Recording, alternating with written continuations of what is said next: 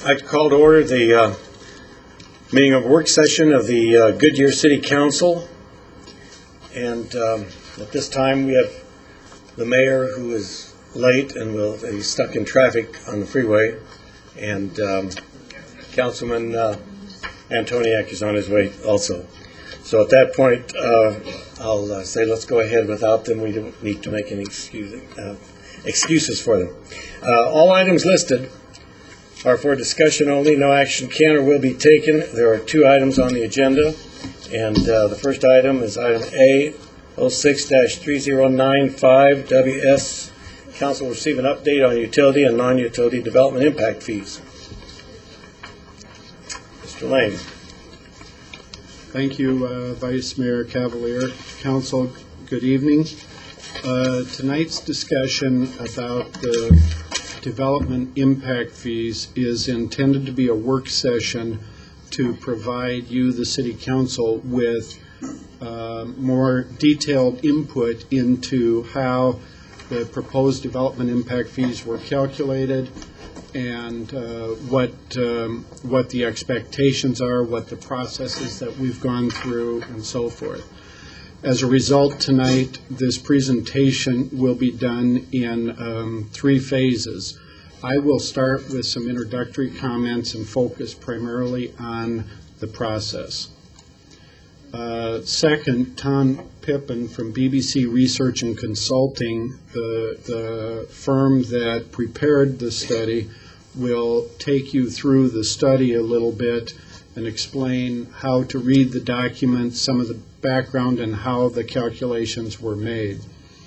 The third is we have a firm named Elliott Pollock and Company, an economist that has been hired actually by some of the development community, but was the same firm we were looking at hiring to answer a question the mayor asked on August 28th when we first presented this report to you, which is what is the economic impact of this and how that will impact individual properties within Goodyear.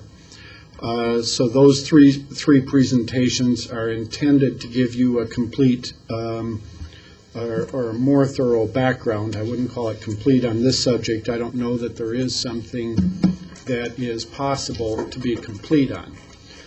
So to start with, I'm going to start with the formal process of adopting development impact fees, and this is really the process that we must follow to comply with state law. August 28th, the City Council adopted a notice of intent to increase impact fees. As we said to you on that night, that notice of intent was only to consider these impact fees. The City Council did not make any specific commitments at any level of fees by adopting that notice at that point in time. In that presentation and discussion, the Council specifically asked for a work session to give you further background information, and that work session is what we are doing this evening.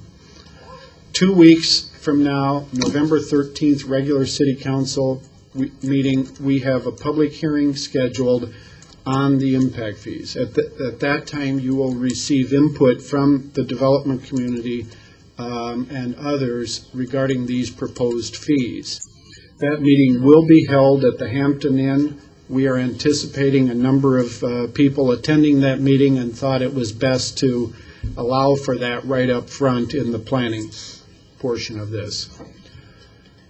If the City Council wishes, the earliest the City Council can take action on these proposed fees would be November 27th of 2006. That is, by state law, you cannot take action until at least 2 weeks after the public hearing. If the City Council adopts fees on November 27th, those fees would then take effect on March 1st of 2007, unless the City Council adopted a different schedule, which would be at yours. But you could adopt it later. They cannot take effect sooner by state law. Beyond that, there has been a lengthy process that we've been going through with with staff, with the development community, with other parties of interest in this, and we wanted to review that with the City Council.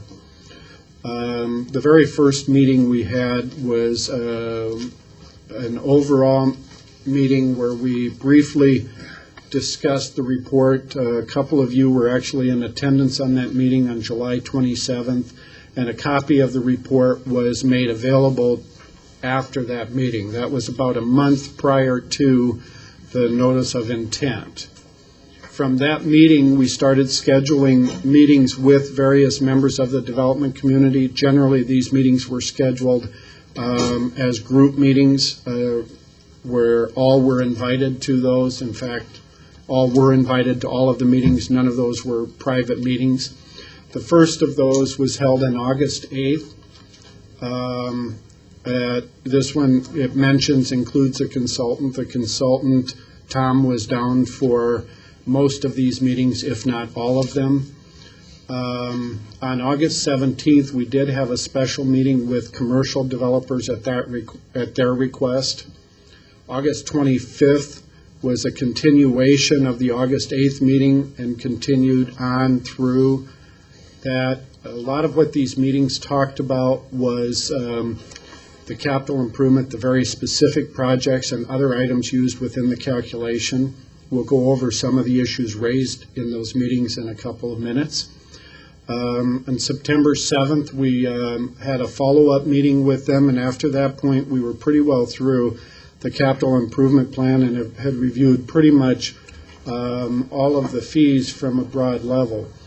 Staff huddled up as a result of that meeting, went through a lot of the information that we received from the development community, went through a lot of the information we received from staff as a result of the research in that, and came up with updated calculations of the maximum defensible fees as a result of that.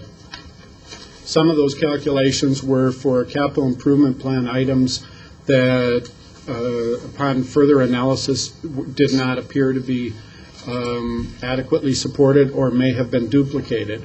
Others of those came up with specific policy changes or questions that arose. One of those was an issue that at the state level has been very contentious on the cultural and performing arts centers, and as a result of that, we moved all of those out of the calculations in September. And then we followed that up with two additional meetings on September 22nd and October 12th. Unfortunately, in those meetings, I was unable to attend or was very briefly at them, but other staff and the consultant held up and did a good job in those discussions. So what were generically some of the issues raised? And first of all, at the council's request, we emailed to you the same information and what the questions were that came from the development community, as well as responses to those. And the latest version was emailed to you today, as well as that was also emailed to the various people that have signed up to receive information on this. I am not going to go through that in depth. I'm going to give you a summary of the types of questions. When we did the notice of intent, one member from the Builders Association asked you as a city council to make sure you look at those questions and the answers to it as part of this process. And I would repeat that here, to look at those. So what were some of the issues? The one first obvious one, I'm going to tell you, I raised it before anyone else had a chance because they hadn't seen the report yet, was that the fees were too high. The initial report had a fee calculation of $27,000. That has been modified, as we'll see, down to approximately $21,000, and there are still issues out there.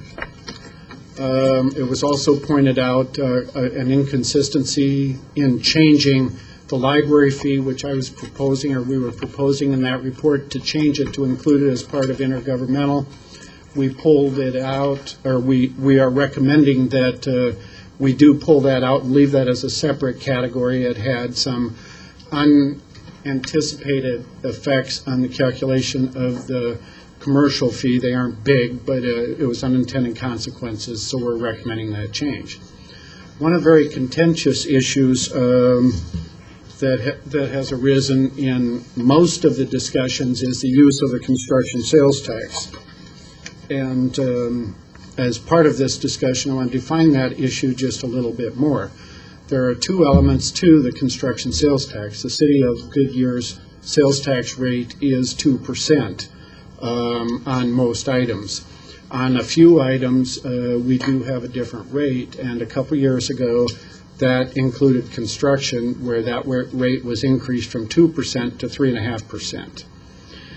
As a result of that, there has been some dialogue that, what about that money, how is that being spent?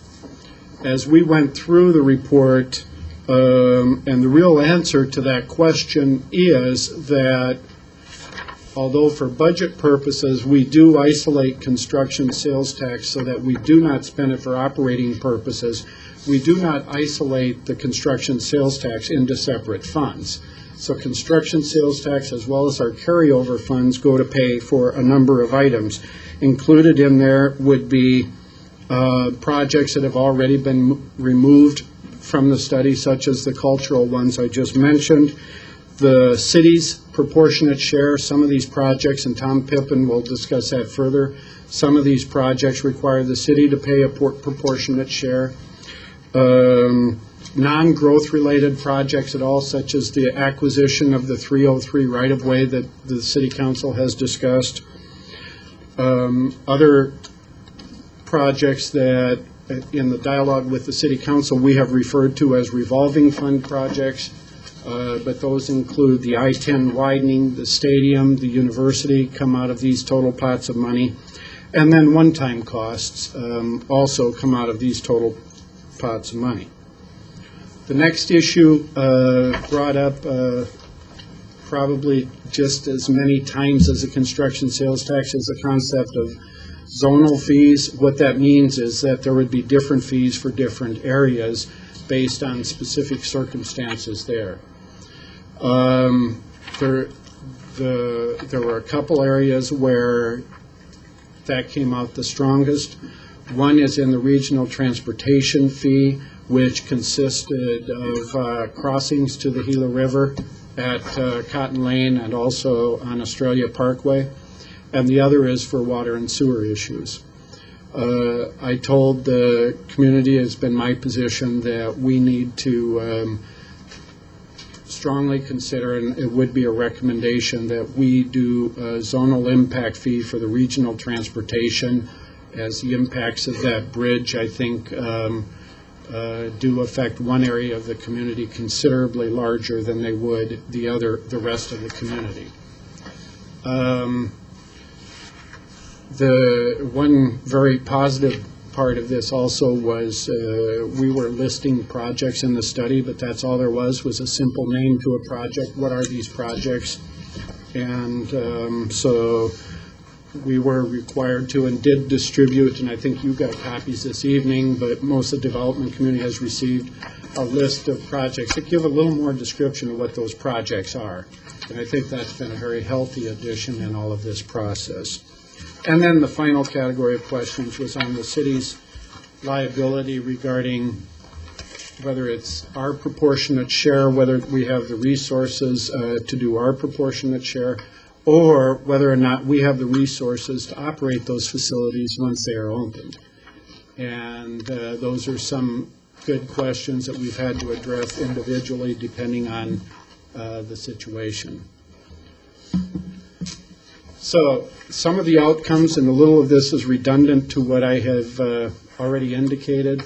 We have compiled a list of those questions and the answers that we have responded. You have the same list that we have provided to those people that asked those questions. There has been a reduction in the total maximum defensible fees from $27,634 to $20,984. Has reduced a few capital projects as a result of that. As a result of those changes, that helped to get there. Said to wait, or else I didn't push it real well. There we go. A little bit harder to read, but this is a schedule of the revised fees as a result of those adjustments to the $20,984. From the meetings that we've had, including a meeting I participated in today, there are still some capital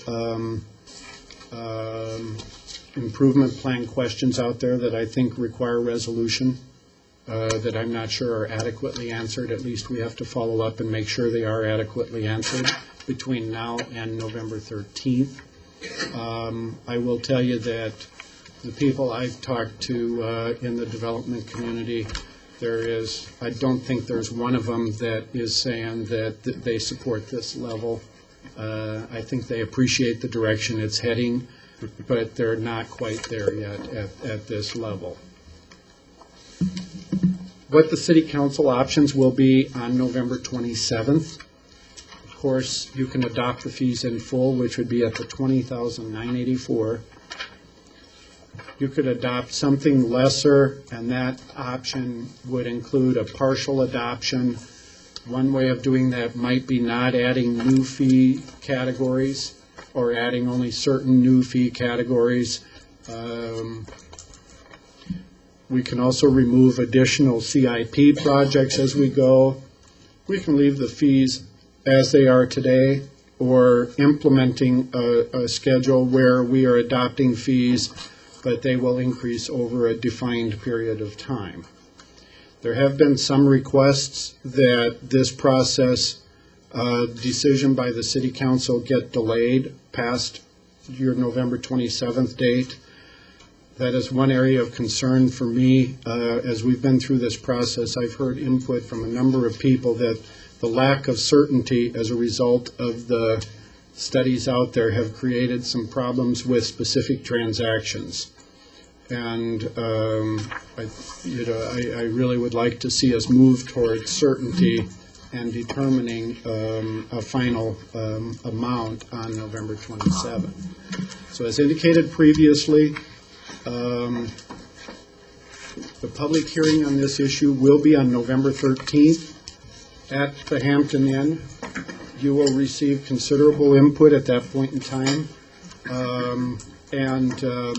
With that, I would like to turn this over to Tom Pippin from BBC Research and Consulting to review the report with you. Thank you. Thank you, Larry. Just to give everybody a roadmap, Larry mentioned that there would be 3 presentations this evening. He just finished the first, talking about process. I'm now going to talk a little bit about technical elements of the study, and then finally representatives of Elliott Pollock and Company will give a presentation from the building and development community's perspective. My name is Tom Pippin. I'm the city's consultant. I'm an economist from the firm of BBC Research and Consulting in Denver. I've been at BBC for 17 years. I head our public finance practice. Most of my clients are units of local government, and we do budget analysis for them, growth finance for them. I've done about 50 impact fee studies over my time at BBC. Most of my Arizona work on fees has been in the East Valley. I've done Chandler, Gilbert, and Fountain Hills impact fees. I'd like to do 4 things this evening, and I don't have a PowerPoint, but I am going to draw your attention to some of the documents that are in front of you that Larry mentioned. Let me give you a roadmap of what I'd like to do. The first thing is to do a little bit about methodology. In a nutshell, how are impact fees calculated? And I promise I'll keep that brief. Secondly, I would like to give you a reader's guide version of what are in the 2 reports that we prepared, that you have copies of. The third thing I'd like to do is to go into a little bit more detail on comments from the building and development community. This is also a document that's been put in front of you tonight. Fourth and finally, I'd like to spend a little bit more time on a topic that Larry introduced, and that is the revised fee levels, which once again is a document in front of you tonight. So those are the 4 things I'd like to do. Feel free to stop me at any time with questions, but if not, I'd be happy to take questions anytime. So let's rewind and look at that first of four things I'd like to do, which is methodology. And I promise I'll keep this brief. Impact fees, even though when you see reports and they have a lot of tables and numbers, are actually pretty simple math. We're really talking about division, and that's really the core of impact fees. We're dividing the growth-related part of your capital improvement plan by who's moving into the community, either people or businesses. And the result of that division is the maximum allowable impact fee, meaning that you as elected officials can't charge more than that. As Larry mentioned, you can come in less than that, but our study sets a maximum defensible amount. Another way to think about that is a full cost recovery amount, meaning that if you adopt the fees at the maximum we've identified in the report, that would allow Goodyear to pay for the totality of growth-related projects in your CIP. But we're really just talking about division, which begs the question, how do we get the numbers to put in the division? Well, let's start on the top of the equation, the growth-related part of your capital improvement plans. We were hired in August of 2005 to do this study, and throughout the last quarter of 05 and the first quarter of 06, we had dozens of meetings with your department heads where we asked them what the latest version of their capital improvement plans were, what the costs of the various projects in there were, and then we introduced a concept we call GRUM, G-R-U-M. And for every project in a CIP, and I'll give you an example in a moment, we asked them, is the reason you're doing this only because of growth? In other words, if you never had another building permit, would you not do this project? Well, some of your department heads has projects that were totally related to growth, the G in GRUM. If the project was all about growth, we put it in the impact fee calculations. The R in GRUM stands for repair and replacement. When we reviewed your department head CIPs, there were some projects in there, fixing a leaky roof, replacing a fire engine that maybe broke down, that aren't related to growth. You'd have to do those even if you weren't growing. Well, because of that, none of those costs can be in the impact fee calculations. How about the U in GRUM? That stands for upgrade. We identified some capital projects in your CIPs that were a desire to have a higher level of service, providing things to the citizens of Goodyear that don't exist and that weren't motivated by growth, simply a decision to provide more services. Well, again, those U projects could not be included in the fee calculations because you can't charge new growth to upgrade everyone's service levels. Well, the G, R, and U in GRUM are the pretty straightforward ones because G, growth, is all in the calculations. R and U, repair and upgrade, are all out. The M in GRUM stands for mixed, and this is where you have to use some judgment. There are some projects in the impact fee system which benefit growth but also benefit existing residents. An example might be a fire training facility where your staff believes that because of growth you're going to need this structure. It's growth that is the trigger for this structure. However, in our judgment, it wouldn't be fair to put 100% of the cost of that facility and others like it in the calculations because everybody who lives here now is also going to benefit. That's why it's M. That's why it's mixed. So for projects like that, where growth was the trigger, but other citizens, current citizens, benefited, we used a split, and we put part of the cost in the calculations. So let's retreat to that concept of division. I've told you how we got the top part of the equation. We started with your CIP, and then using a GRUM analysis, we extracted from there things that we believed were growth-related. And we did that through dozens of interviews and meetings with your staff. Let's talk about the bottom of the division. Who's coming to Goodyear? Well, we had to approach this two different ways. For the non-utility fees, police, fire, parks, etc., we needed calculations of residential growth and of commercial growth, including office, industrial, retail. The residential growth forecast for the first 5 years we obtained from your finance department that has to estimate those things in order to do their budget numbers. For years 6 through 10, we looked at a straight line growth percentage based on what was happening over those first 5 years. In terms of commercial growth, your economic development department tracks projects that are in the pipeline, new shopping centers, new office buildings, new warehouse and distribution parks. So we got data from them in terms of what was expected to be built over the next 10 years. So when we did that division, we've got the growth-related part of the CIPs up top, divided by these growth projections in the bottom, and the result of that equation is the maximum allowable fee. Now for the utility fees, the water, the wastewater, etc., we had to use a similar process but a little bit different. The top of the equation was still growth-related capital projects, but when you calculate utility fees, you don't divide by the number of people and the number of businesses. Rather, you divide by millions of gallons a day in treatment or processing capacity, and you express the fee in terms of a cost per gallon. But the essential concept in terms of the division is still there. That concludes the first thing that I promised I'd be brief on, and that was the methodology. No matter what we talk about tonight, if I answer questions, I'll probably bring it back to that concept of division. Are we talking about things that are going to increase or decrease the top part of the equation, or increase or decrease the bottom part of the equation? Let's move on to the second thing I wanted to mention tonight, and that is a reader's guide or a reader's digest of what's in the report. You have, and I don't know if you received it tonight or if you received it earlier, but you have a copy of our final report. I believe it's dated July 17th. And I'm going to highlight two things in this report. The first is that in Section 2 of this report, we outline all of those growth projections that I just mentioned, the bottom part of the calculation. Who's coming here, how many new commercial square feet, etc. Then, in sections 3 through 9 of this report, we go category by category, police, fire, parks, all of the impact fees that Larry introduced to you a few minutes ago. Each one of those chapters begins with the CIP, the Capital Improvement Plan. We then show you how we got to the growth-related part, the GRUM part of the CIP, and then we show you the math in terms of how the fee is calculated.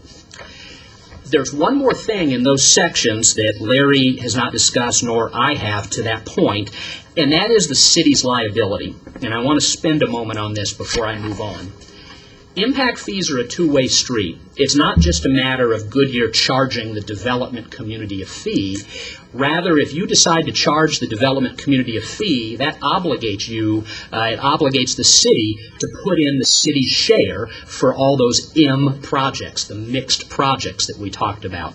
Because if the city wasn't able to fund its share of those mixed projects, then you would be unfairly charging the development community to pay for a CIP that would never get built because the city hadn't chipped in its share. So one of the things we do in this report, section by section, is try to total up the amount of city liability, and at the end of the day, we double-checked with Larry to make sure that that was within the city's capacity to fund, and at the current level, he is confident that the city could meet its obligation to chip in your share.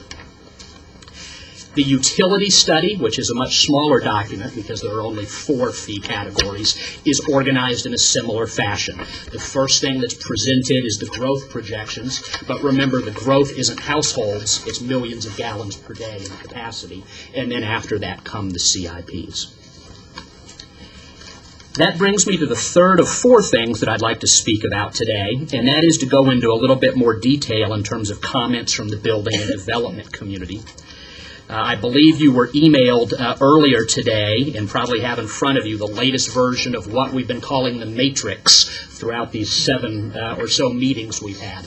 And I think the official title is Follow-Up Questions. I'm confident that the building and development community is going to hone in on some of these probably during the public hearing, and Larry's already given you a preview. But from my perspective, let me divide into 3 big categories what I think we heard from the development community. The first thing that we heard is, are you sure those projects are really growth related? You know, you tell us about the GRUM analysis, but are all of the projects that are listed in the impact fees, are they really growth related? So that was one major theme of question.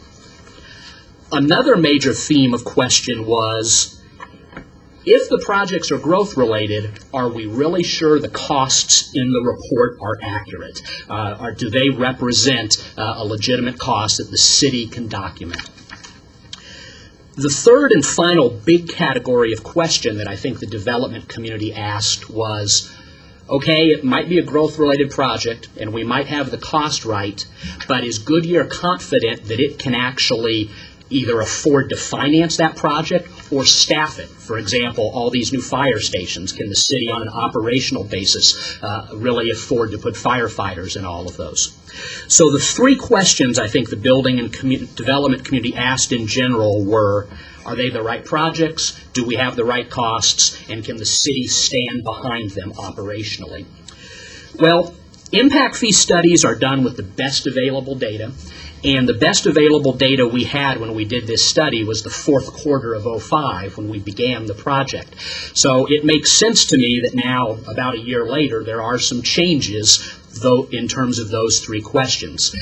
Your staff did an excellent job of going back over the CIPs, scouring them, making sure that the projects in there were growth related, that the projects listed were related to verifiable costs, and finally that there was an operational commitment.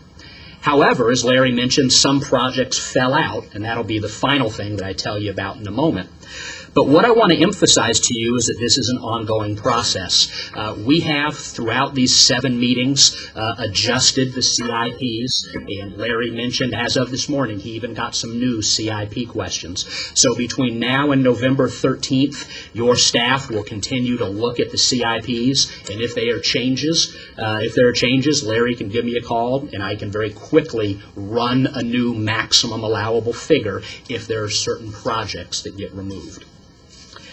Before I move on to my final point, let me make one comment about the relationship between the CIP and growth projections.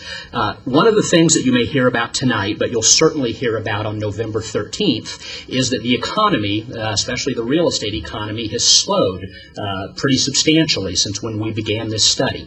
And that's absolutely true. However, I think we have to look at how that would affect the impact fee calculations. In my judgment, our use of the higher projections based on a more booming real estate economy do not influence significantly the level of the fees. And that is because the CIPs are based on the growth rates we were using. So when we began this project and we talked to your staff about growth that's faster than it is now, they gave us CIP projects that may be more than what you need now, then growth has slowed down. But that's okay because impact fees are designed on a per unit basis. In other words, if growth really slows down, you won't collect very much impact fee money, but it's okay because you won't have to build everything on your CIP. On the other hand, if growth is a lot faster than we expect, you may need to build projects that we don't even have listed. But again, it should be okay because on a per unit basis, the impact fees would yield more revenue. So I am confident the building and development community is going to say that we're using projections that are higher than what would be true today, and they're right. I do not believe, however, that if we were to use lower projections, the fees would come down, because if we use lower projections, the CIPs would come down too. And remember the equation I talked about. If we reduce the top of the equation and we reduce the bottom of the equation, the result may be similar. So I'd be happy to take questions on that later, but I just wanted to speak a little bit about that. The fourth and final thing I'd like to do tonight is to talk about the revised fee levels. And these are 2 handouts that you were provided tonight, if not emailed earlier. One is the revised utility fee. The other is the revised non-utility fee. These now total, as Larry mentioned, $20,984 for a single-family home. There are different amounts for different types of land uses. That is a reduction from $27,544, which was the original number. If there are additional projects removed from the CIP, then that number, $20,984, would likely go down as well. I'll conclude with a final point, and that is if you flip behind the front page the front page has the fee amounts, you'll see the CIPs, the capital improvement plans that I've talked so much about tonight. A variety of the rows on these CIPs are shaded. So anything that's shaded is something that we have changed based on input from the building and development community. And these shaded rows are the reasons, the changes here are the reasons the fees have come down to $20,984. So to conclude, we've talked a little bit about methodology, the key point being there that impact fees are division, growth-related projects divided by who's coming. We've spoken about what's in the reports and where you can find the growth projections and the CIPs. I've tried to characterize a little bit of the building and development community's comments, although I'm sure they will go into much more detail. And then finally, I've told you about the revised fee schedule that now stands at $20,984, but could certainly be adjusted downward if there are some additional changes to the CIP. Having said that, I would be happy to take questions, and if there aren't any questions now, I'd certainly be happy to take questions afterwards. Yes? Yes. Have you made a comparison of other cities, comparing the $20,984? Yes. In fact, in the large document, the larger document is the non-utility fees. I like to think of that as general fund fees, police, fire, etc. The appendix, and I believe it's Appendix B, includes fee comparisons for all categories of land use. Is that current, though? That's current as of July. There have been some fee increases since then. In fact, one of my other clients, Chandler, I know is about to adopt a fee or about to propose a fee that will be between $19,000 and $20,000 for a single-family unit. Yeah, can you put that chart on Almo for our purposes? Because some of us don't have our reports with us. And on the 13th, would you have the current comparison numbers? That may be too difficult to see, but Okay.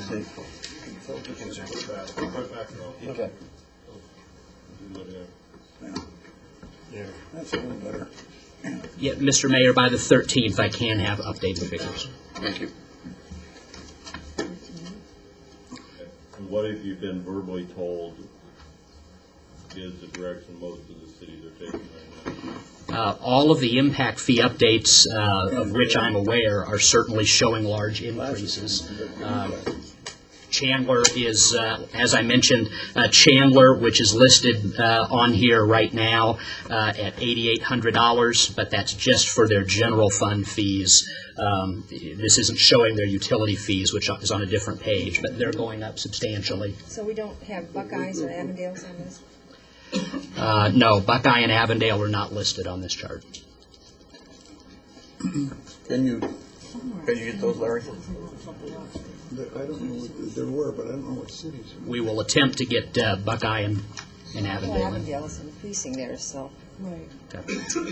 Mr. Mayor, the members of the council, the Avondale discussion is somewhere in the range of $18,000 is in current conversation.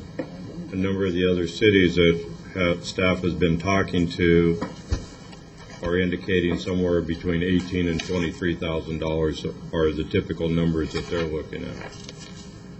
So, all in all, we're comparatively similar to what everybody else is in the process of looking at.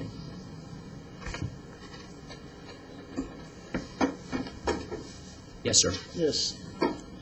Based on the information you just gave us, I'm going to ask you a question here, and if I'm assuming things that are incorrect, please stop me. But Okay. using your GRUM, for example, a fire station in the first presentation was deleted. Is that correct? Several fire stations were removed. Okay, several. That makes my point even easier to make. If several fire stations were deleted, and we can assume that these fire stations were created on paper to maintain a quality that we're familiar with regard to response in this community. Now, therefore, based on what you told us, the growth here is actually going to decrease the quality that we're used to in this community. using the information that you just gave us, I've arrived at that conclusion. That could be. There are a couple of other options. One option would be that the city, through its layout of fire stations that it's going to build, and the reason why those fire stations were removed was an operational reason. The city did not believe it could afford to staff all of the new stations that were originally included. But it's possible that the fire department might be able to mitigate some of that loss in response time by shifting where some of these future stations are going to go to make up for partially reducing. Another option is that the city could subsidize impact fee funds with general funds. In other words, if the city wanted to maintain its exact level of service, it doesn't just have to be with impact fee funds. There could be other city funds. A third option would be exactions. There's nothing in impact fees that prohibits a city from exacting or requiring a development from building or donating land as long as credits are given against impact fees if those projects are included in the CIP. But if a fire station, for example, weren't included in the fees, but it was the elected official's judgment that that was critical for an annexation or rezoning, you might be able to exact all or part of that.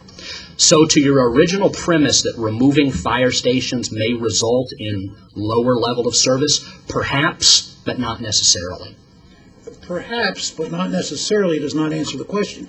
Because if we again, using the information that you gave us, if the growth here is not going to pay for itself, we have a big problem going into this. We have already done a study in the past, several studies, and we've been told that we need a certain number of fire stations in certain areas. Now, why would we be foolish enough to believe that we can go back and redo this study that's already been done and come up with fewer fire stations in less areas based on the amount of money that's left? If we assume this, we have a problem. We have a problem in that growth is not paying for itself. And I'm not suggesting that it's not. I'm simply saying that if you're not going to pay for those new stations with impact fees, there are other methods to pay for them in terms of exactions or transfers or relocating capital. But if none of those are done, or if none of those are done completely, then you're absolutely right. The city's level of service would go down. And the maintenance of those, operation maintenance, certainly we would look to other areas for revenue. But the construction of those has got to be paid for by growth, I think, anyway. Is that? I think that's a fair point, but again, impact fees aren't the only form of growth-related revenue.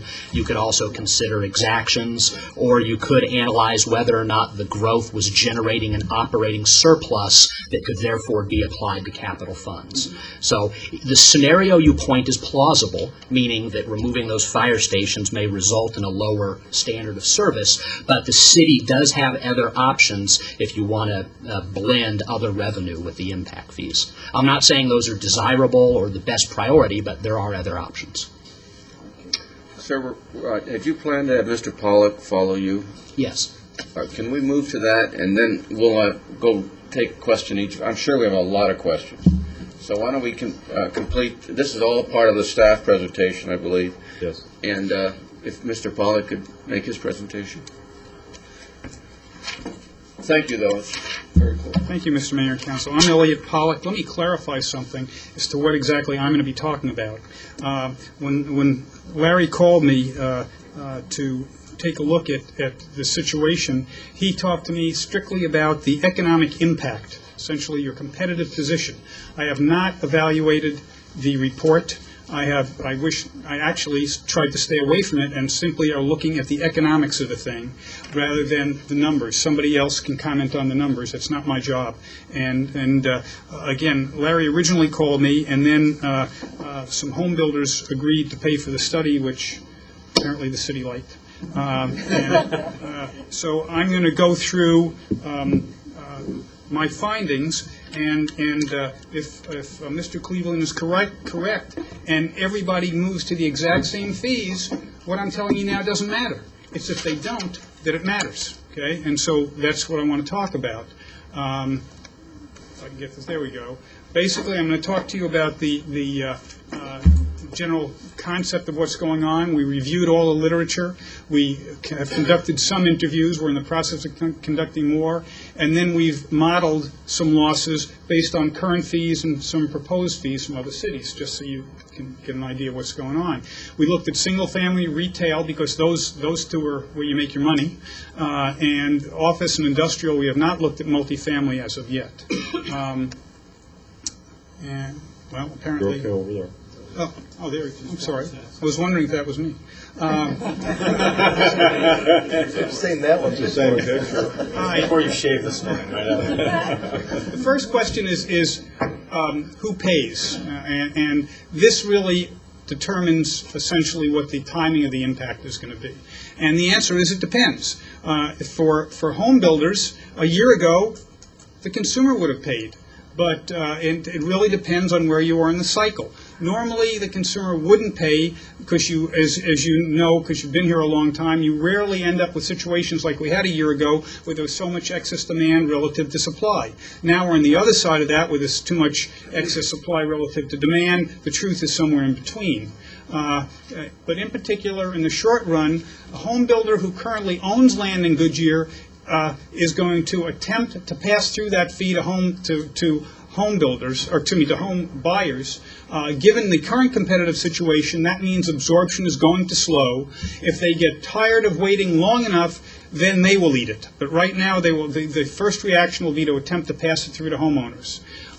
Some homeowners might be willing to pay that price, but most won't be as long as alternatives exist. And that's going to cause fewer homes to be built here and more to be built in Levine and Buckeye and Avondale. And perhaps Surprise until they raise their fees. The fees, again, will also be passed backwards to weak landowners. Who's a weak landowner? Somebody who feels he has to sell now.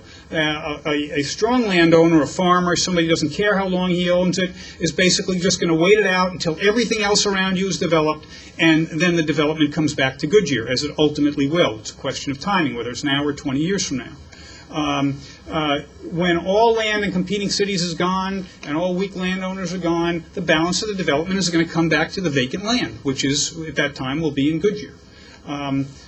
Commercial development is going to be sensitive to fee increases, and this is the biggest risk you have, because with the exception of neighborhood retail and some office in the core of the city, you could have retail, especially retail on the periphery and regional retail, simply move to your neighbor.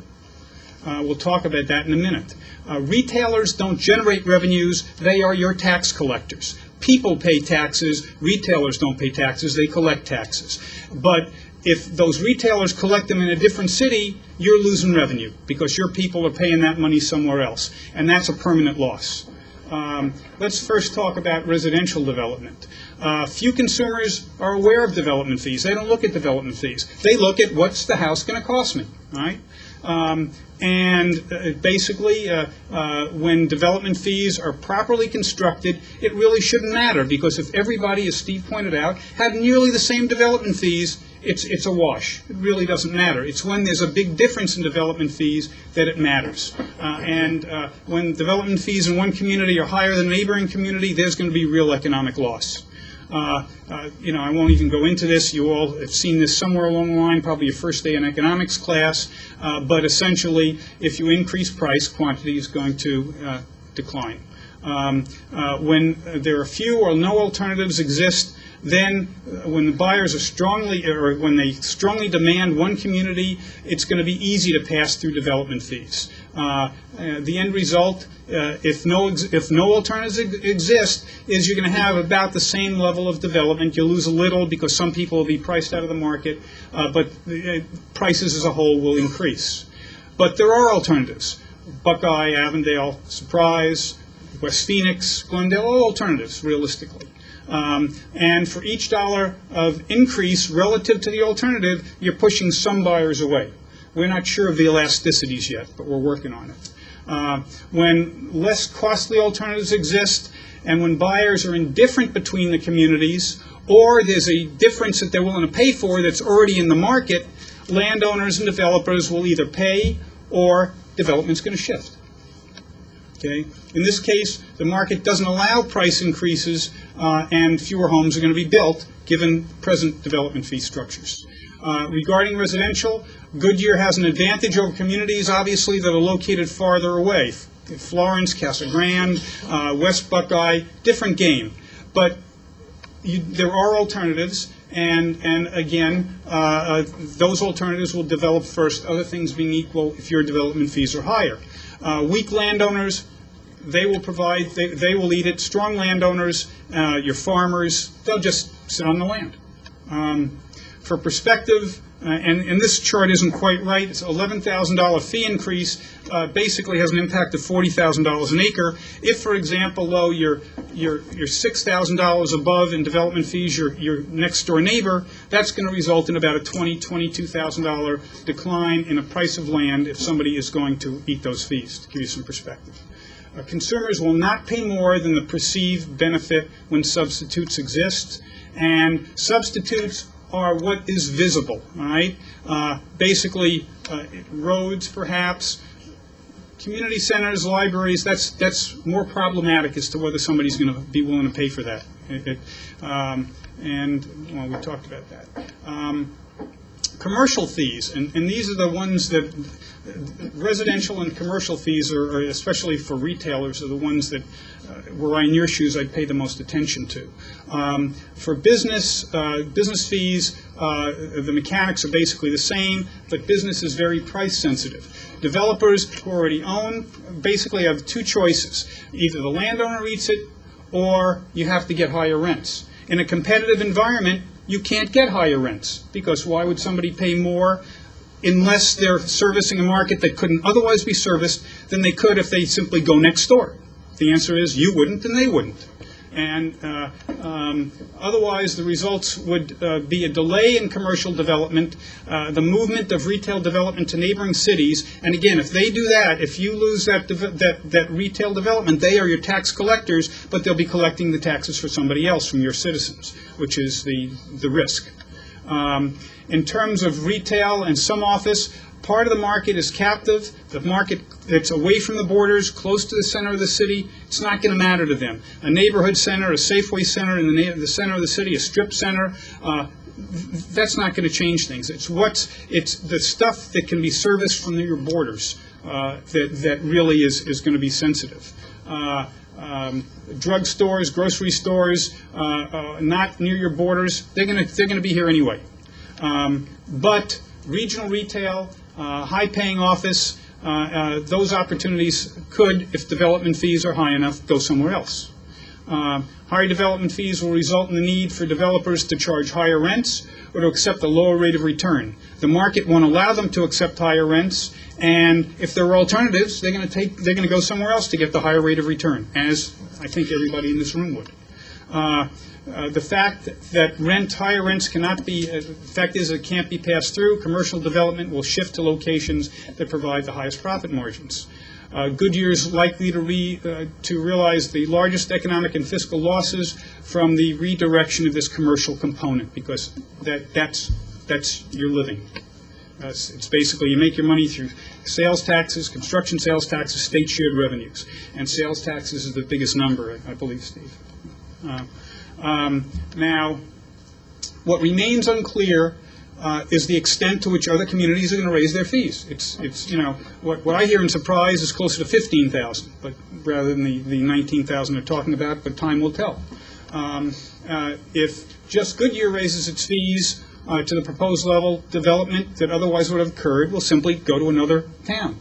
So you have to be very careful about what your competition is doing. You're in a competitive world. If everybody triples their development fees, well, then Phoenix becomes less affordable, period. Now, behind the numbers, we reviewed the development fees in detail. We did not go into, again, delve into the report to say whether they were correct, incorrect. They are what they are as far as I'm concerned. That was given to me. But they would, right now, they would be the most costly in Phoenix. And again, we talked about home buyers will only pay what the market will bear. let's get to analysis of these fees. We first took a look at a warehouse, and we simply said, here's a 200,000 square foot warehouse. Now, these are existing fees. I don't know what it is under proposed fees. Other cities will only talk to me about the residential fees, not the commercial fees. But currently, this is your proposed fee and everybody else's existing fee, and what it shows is that just the impact fee would be 13.6 or 13.8% of the total construction cost, compared to an average, excluding Goodyear, of roughly 4.1. Or basically 3.3 times the average for the other cities listed there. Sorry, that's, again, one more time, that's the new fee as compared to current fees. That is correct, which is why you have to be, That's the proposed if you maximum get level. one thing out of this today, other than probably boredom, it's that you have to be absolutely positively aware what everybody else is doing, because you're in a competitive world. Oh, no doubt. Okay. This is a 75,000 square foot office, and again, percent of construction costs, Goodyear would be at roughly 8.3%. The average, excluding Goodyear, would be at 4.3. So you're about 9 times the average of your neighbors. For retailers, and this is, again, to me, this is the most important for your fiscal well-being, Goodyear would be at 7.2% of construction costs, compared to 2.6 for potential competitors, or almost 3.7 times more than the average. Then we took a look, if you include construction sales taxes, which is also part of the equation, then the numbers go up a little. Goodyear is 16% compared to the next highest city, Avondale at 9.6, and the Phoenix, Australia North at 6.6. Tolleson at 3.5. Office, you're at 11.8 compared to 8.7 for Avondale, currently 6.9 for Buckeye. Retail, you're at 8.8 compared to 4.9 for Avondale. And again, that differential is what you have to worry about. That's what it boils down to. Now, we also have started to conduct interviews. We're not complete, but we've spoken to home builders, and we've spoken to industrial developers, and we've spoken to industrial brokers, and to retail developers. And basically, they were consistent with what we've told you, that builders will attempt to pass on that fee. Some buyers will pay, many will not. They expect absorption to slow. I think that at some point they get tired of it and they cut their costs and get out of Dodge, quite frankly. The weak landowners will basically will end up eating it. Strong will wait, and the delay most will be in commercial, and there could be some permanent losses, because the natural reaction of the retailers I've spoken to, the retail developers I've spoken to, is we're going to look for alternatives. Now, the economic and fiscal impacts. Again, much could be permanent if retailers develop just across the border. That's your biggest risk. I've only said that 32 times. So I'm going to, get to an example. Here's for every 1,000 homes that are built in Goodyear, and this does not include state shared revenue, basically $8.2 million in revenue during construction, $800,000 in ongoing revenues, assuming you collect the retail sales taxes. Okay. For a 100,000 square foot industrial building, it's about $109,000 in revenue during construction, $45,000 ongoing.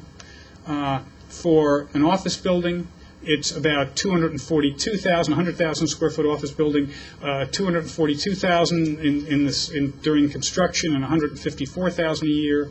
And again, we're doing a lot more calculations, especially on retail, and trying to figure out how much you might lose to come up with a number. But we wanted to give you something tonight to give you an idea of what's going on. And again, they'll be provided in the final report. We'll get them to you as we get them done. This is as far as we've gotten. The bottom line is, be sure what your competitor is doing, because otherwise you're really gambling. With that, I'll be only too happy to answer questions. Okay, thank you. Therefore, Mr. Cleveland, does that complete the staff part of the presentation? Larry, do you want to get back to the options list? Yeah, we could put up the options list again, the presentation, or I can go through there. I think what the key is, as I went through a little quickly on the various options for the city council.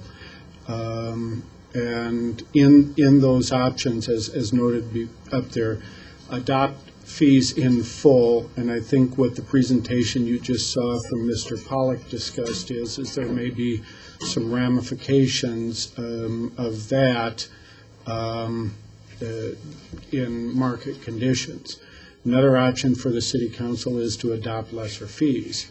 In adopting lesser fees, we have to determine what it is we're accomplishing in doing that. What is the intended consequence of doing that? It can be a reduction of projects. It can be a reduction of cost of those projects, which may also be appropriate. It can be, as Tom expressed earlier, a discussion on those projects being funded from other sources. And then implementing the fees over time, I think, is another option which has been asked about, and that is an option available to the city council, although I think for another discussion, if the city council wants to have that, I would want legal counsel to research whether or not each time we would have to go through a public hearing process, or it could be adopted all at once to allow them to be prepared for that. That would be some technical consequences. And with that, this discussion has been about an hour, which is probably a little bit longer than what I'd originally hoped to do, but we're all available to answer questions that you may have at this point. Thank you. Why don't we start with, let's start over here, and then we'll go across back and forth. Okay, not right now. Not right now? Councilmember Lord? Yeah, I'm just curious if, I noticed in the paperwork on doing zones. Can you just elaborate a little bit on that for me, please? The concept of a zoned impact fee is that the benefits of the projects that are being funded are unique to a particular area or may differ between areas. And the specific example that we have talked about and extensively in this process, and I mentioned earlier, is the bridge is crossing the Gila River, specifically the Cotton Lane Bridge. There was a number of dialogues within the development community on that the benefits to the particular project would be considerably greater south of the river than they would north of the river. And what was the reaction from the development community when was that discussed in any They were the meeting? ones advocating that those fees should be in zones rather than the entire community, spread across the entire community. Those people that are in that zone, those development. I think they would prefer, the ones within that zone in that particular instance would clearly prefer that cost be spread further. And they elaborated on that? Did they discuss that? When we discussed this, it was a cause and effect and on the particular one, and I think that particular example is an example that gets clearer to see where the impacts are, the actual impacts of the actual project itself. The ones that are a little less clear, but also discussed, are in water and wastewater, where similar issues may indeed exist. Sort of makes sense on that. One more question. It's just on increments, but I think, did Mr. Pollack leave already? No, he's right here. He's here. Give us your elaborate a little bit if the city did it on increments, so if the community knew ahead of time that. Right now, the median price in Goodyear is I forget the exact number, $30,000-$40,000 higher than, let's say, in Avondale. All right, so whether it's, I haven't been able to determine whether it's more square footage or there's a consumer preference. Okay, but I don't know that doing in increments would do anything, quite frankly, other than delay the inevitable, because it's unless you can change that consumer preference, you're not going to pay much more than that to be here. That's a good point. Thank you. Councilmember Scott? Yeah. Larry, at the risk of being involved in price collusion here, I don't know how you're going to go about doing this, but if we are significantly higher than our surrounding communities with regard to impact fees, then they've got to be making up this revenue in some other way. We're higher in construction sales tax, we're higher in their impact fees, or at least proposed impact fees. These other communities surrounding us have got to be making this up in some other way, and I don't think you have the time to analyze what's going on in our surrounding communities. But if you could give us some idea about how they're doing it in Avondale and maybe Buckeye with regard to the impact fees they're proposing against ours, so we have some idea where their revenue is coming from as opposed to ours. I think as part of the analysis, we will look at the fees. In the budget structures, you're correct in that the revenue resources available to all of us are very similar. I think Mr. Pollock's comment earlier about retail being one differential, I think you do see variations between communities in retail per capita and so forth. That can be looked at. Some of what I believe is happening here is, as I'm seeing reports developed around the community or around the whole valley, and these are just proposed fees much like ours, what I think we're seeing is a couple of things. One is there has been an increase in construction costs over previous levels. And I think that has caused them to increase. I think also there's been a closer look at the projects that are needed with growth and what fees get included. I think historically, for example, streets and transportation type fees, I think are fees that communities have tended to not fund with impact fees. So that They are funding those generally out of other resources, which may include bonding capacity and that type of thing. Okay, so we have to compare apples to apples here. In other words, we're going to have a fruit bowl.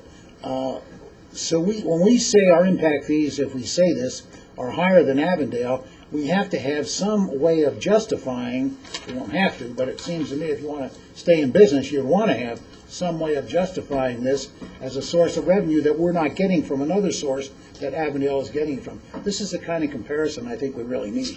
Or a source, kind of your original question, or another source of expenditure and service that we're providing that, in your example, Yes, Avondale either way. is not. Yes, yeah, thank you. Thank you. Councilmember Antonia? I'm taking it all in still, so I think it's, the economics of it definitely are concerning.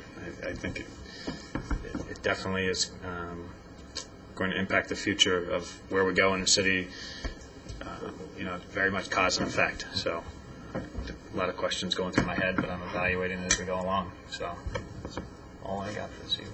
Thank you. Vice Mayor? One question I have. You indicated the limitations on impact fees and what they could be used for. What about construction fees? How do they compare with impact fees, and how do the two work together in an actual construction process? Vice Mayor, do you mean the construction sales tax? I'm sorry, the construction sales tax. Yes, sir. Yeah. Okay. The construction sales tax is levied under our tax code, and the city council has the discretion on the use of those funds. Whereas the impact fees are dictated by state and federal law, quite frankly, a lot of it's case law, but are extremely restricted.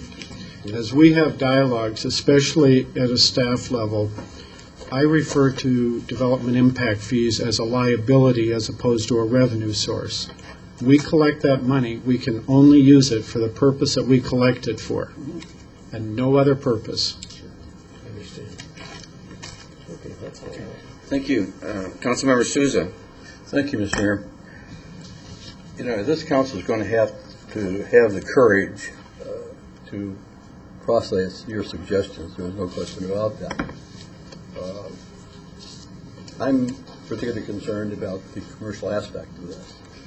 There's no question in my mind that that's what the city needs, commercial and industrial development to solidify our tax base. I would recommend that staff do an evaluation of other cities' projections relative to impact fees between now and November 13th, so we have an idea of where our competitive edge is or where it isn't in increasing these developing fees. I expressed the same concern that Councilman Scott did relative to fire stations. Those fire stations are being built because of an impact of growth in given areas. And consequently, I don't see where that should fall entirely on the shoulders of the city of Goodyear. The developers have brought their projects here. They should be a part of paying for the cost of developing and building, really, the fire station. Because I just don't want to get this city into an area of declining safety when it comes to protecting our citizens. And by doing this, as is being suggested, I think we're doing exactly that. Thank you, Mr. Chairman. Well, thank you. Can I ask one more question? Yes. Whatever happened when we talked about doing a study into satellite EMT, satellite stations? Remember we talked about that at one time, that would take then the pressure off building and having the Public operation? Safety Committee's investigating that. Are they doing that? Oh, Is that, okay. is Jareen here? No. Mr. Mayor, Yeah. members of the council, that committee is doing its work, and it's going to be coming in December with some of its report and some of its recommendations. Of course, it won't be coming out Let me just comment on this that. time. I would just say that if that comes Go out ahead. where it works, that might be definitely a cost reduction. And yet, because what's the percentage of EMT calls compared to fire? 70, 60 on just EMS, we're at 60%. Oh, I thought it was more than that. I do too. I thought it, because Thought it where was we over live. 80. I thought I saw a figure like 85% or 87%. That's 70 to 75. Call volume, define call volume versus cost, though, that's, right? Isn't that call volume versus cost? I mean, your cost might be 60%, but your call volume might be higher than 60%, medical related. Just go up to the speaker, please. Mr. Mayor, members of the council, with respect to the types of calls, it is 60% or just over 60% roughly are just strictly EMS calls.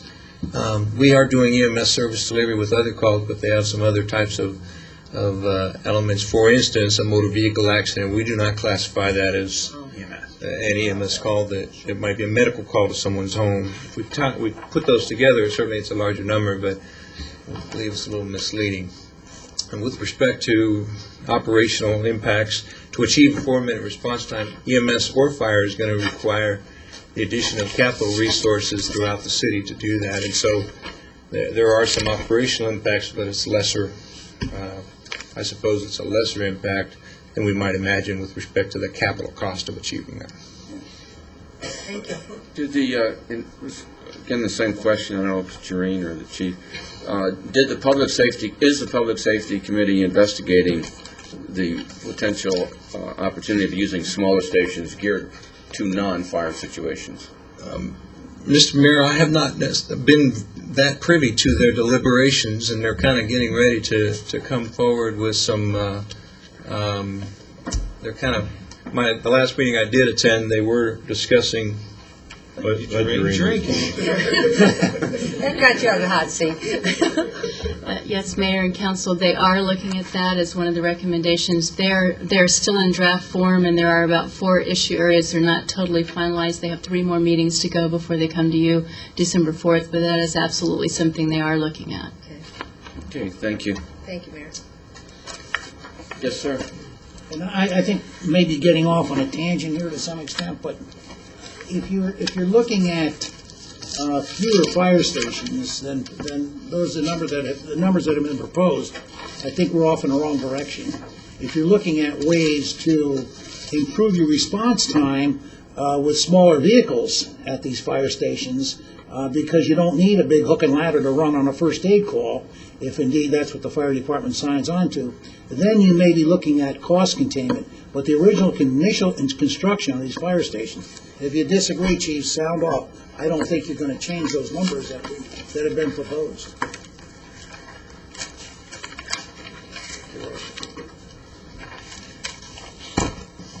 Mr. Mayor and Councilmember Scott, the committee could definitely make recommendations that would influence the distribution of fire stations. If they take a look at response time and say, we want a different level of service, one way or the other, then absolutely, it would have an impact on that.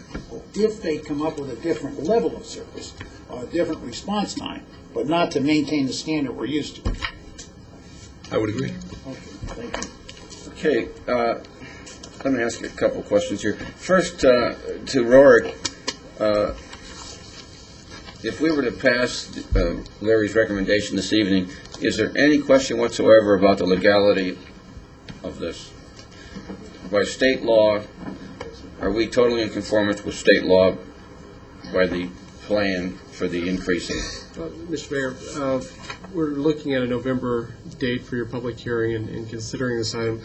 We're currently reviewing all of the comments from the development community, walking through the legal issues they've raised, and can answer that question when you consider the matter at a later date. We're still getting the comments. We got comments from Larry today. As long as we have an answer. Yeah. Yes. Okay. We'll be able to address that at the time. Fine, thank you. Larry, or sorry I didn't get your name. I came in. I'm sorry. In the calculation of what the impact fee would be, we do have a construction sales tax here. 3.5%. Actually, you pay 2%. But we had a real problem with the legislature last year, and Representative Payton wanted to, as I recall, I think that's who it was concerned about the increase in our construction sales tax. So I know I was at the legislature and others were, and but in your final number, is it reduced at all by construction sales tax? No, it's not. And as I interpret the state legislature, at least the legislators that were emphasizing, they would expect that to happen, I thought. Because to them, everything in construction sales tax has to demonstrate an applicability to growth. Is that correct? Yeah, Mayor, that is correct. I do want to qualify a very specific that we talked about in there, as I recall in that dialogue.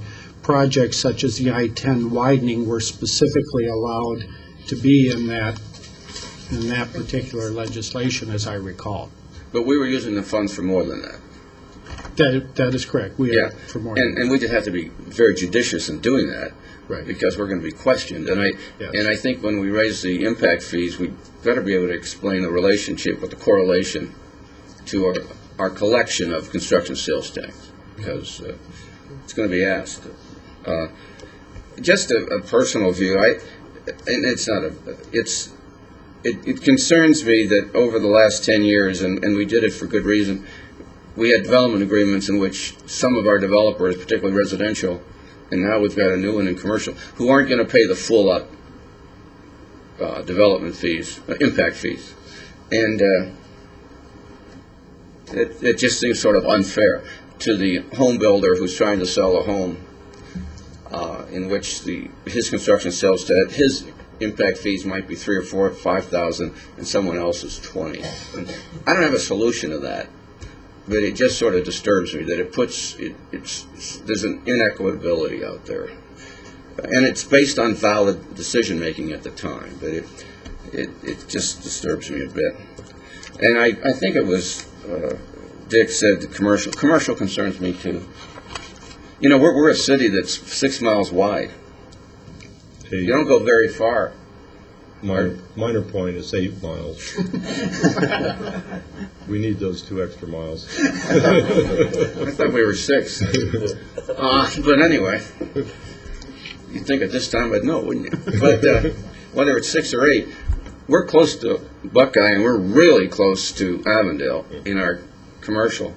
And now 101 Glendale is going to be very, very competitive in that. I can't remember the name of that development. But they're going, what is it? Westgate. They're going high end, we're going high end, and we need to know what Glendale's, we need to think through that. I'm really concerned. I think Avondale's making great progress on 99th. They've had a few places closed, but 99th and I-10 is a very hot area. And then Verado's going to come online real quick with competitive stuff.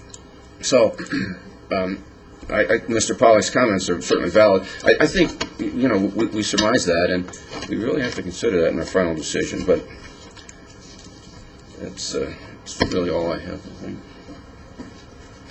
Councilmember Antonio? Yeah, just when you provide that update as to what the other cities are doing, and if you're including some of the ones that are currently going through the processes, can you give us the anticipated effective dates and where they're at in their process when you do that? We will try to gather that on all of them, yes. Yeah, because they're going through a process like we are, we're going to have to have a good idea of the likelihood of the specific number being approved, and, rather than just that they asked for it. I mean, we started at 27 and we're at 20, so.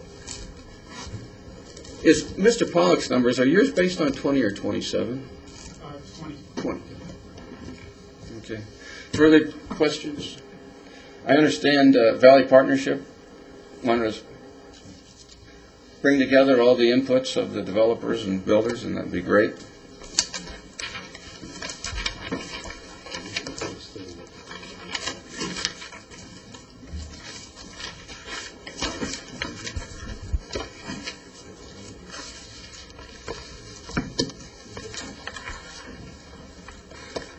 Mayor, members of council, thank you so much for having us here today. For the record, my name is Elisa Lyons, and I represent Valley Partnership.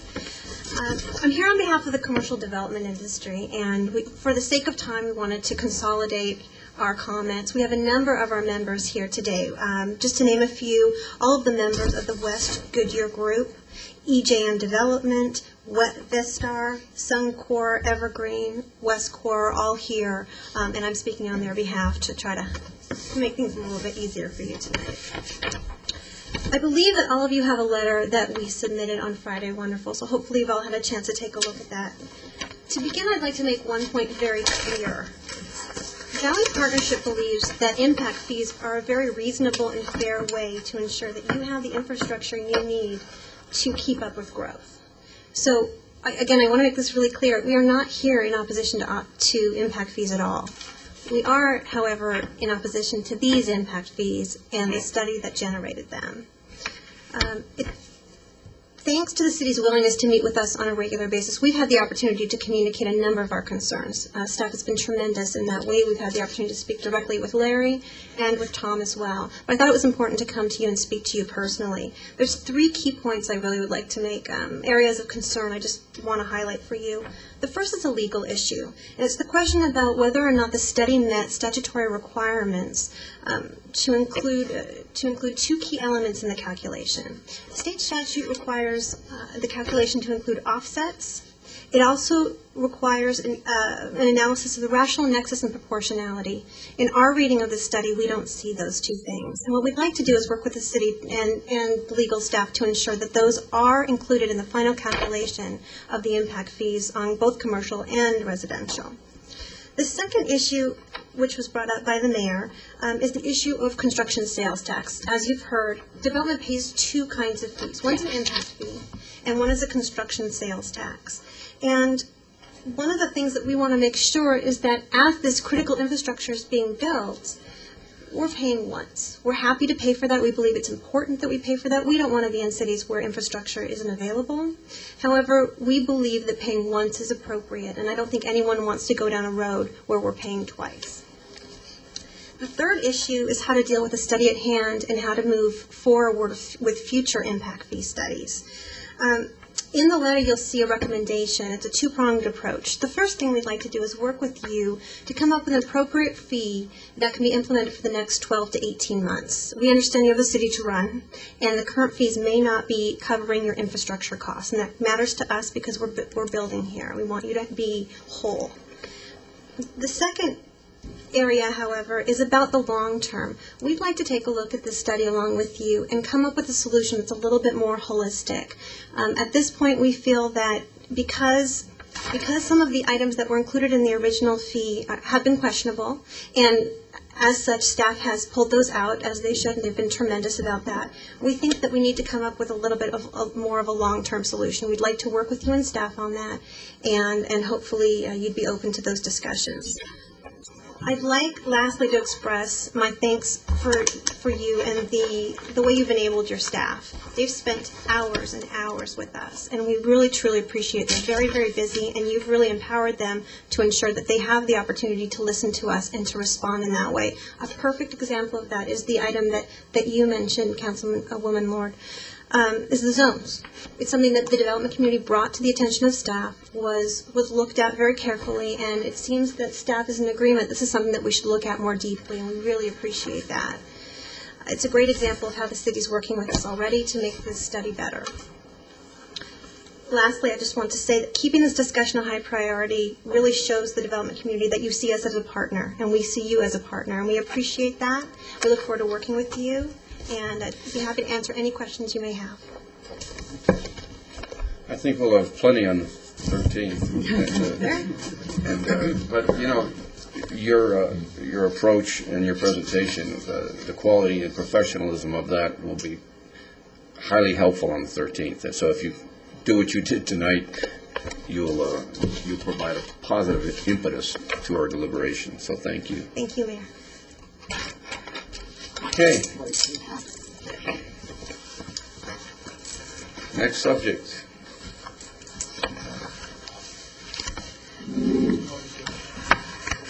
On the 13th. Okay. Mayor, one follow-up question for staff. Yes, sir. Can you, the nexus between the 3.5% construction tax, sales tax that we're discussing, that was discussed by the last speaker as well as was brought up by the mayor, can you articulate that in writing between now and the 13th to us? If it's not already done so, I don't recall. Yeah. Or point it out to me. Yeah, I'll be happy to. Okay, thank you. We'll now move to, I believe, a briefing on the pandemic flu. Is that a possibility? Not pandemic flu. And I have to run. I've got another city meeting, but I got to run. So you got it again.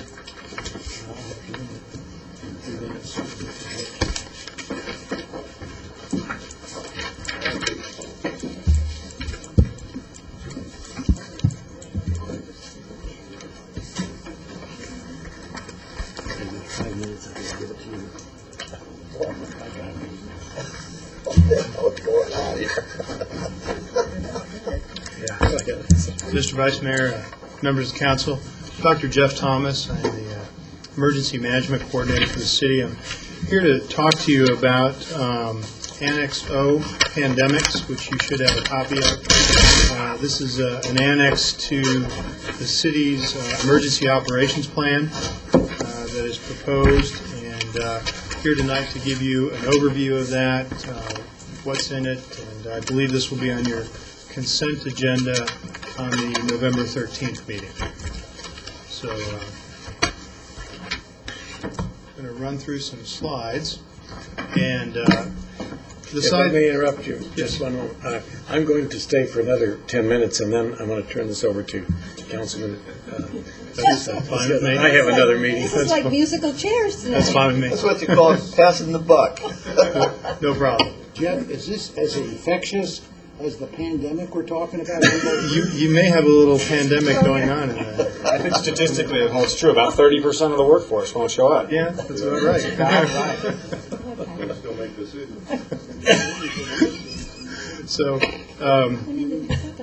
very briefly, just what a pandemic is a global outbreak of a disease. And this occurs when there is a new virus that emerges.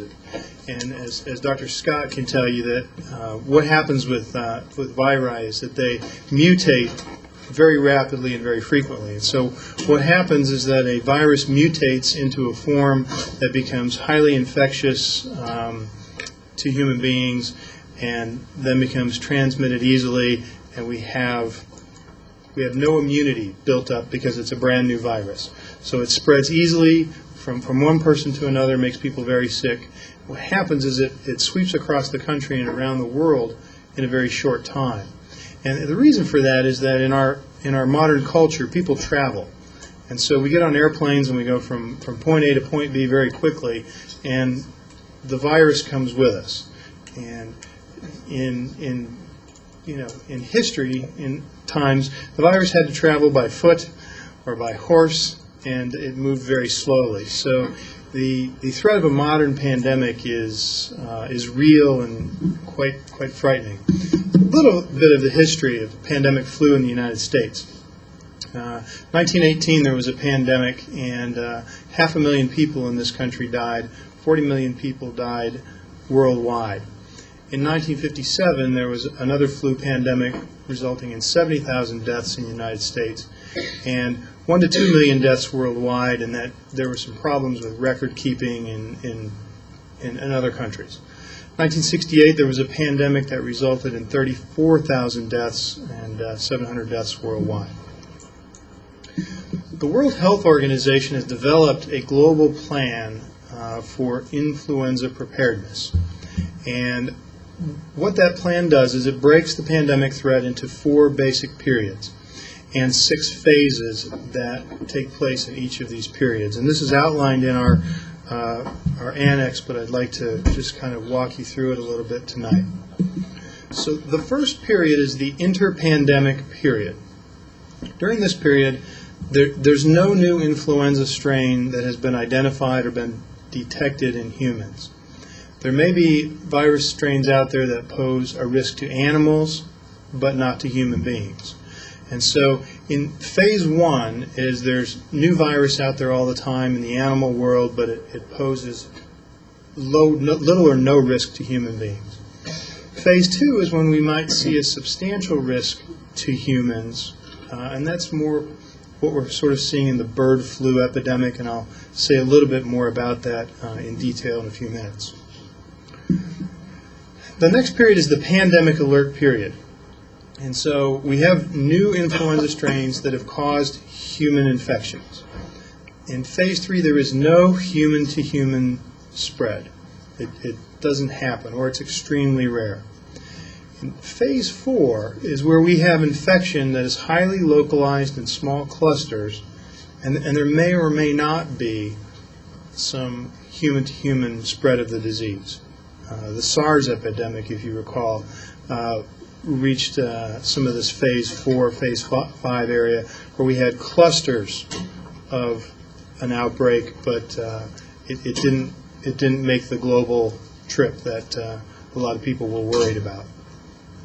Phase 5 is basically the same thing, but the cluster becomes larger, but is still highly localized.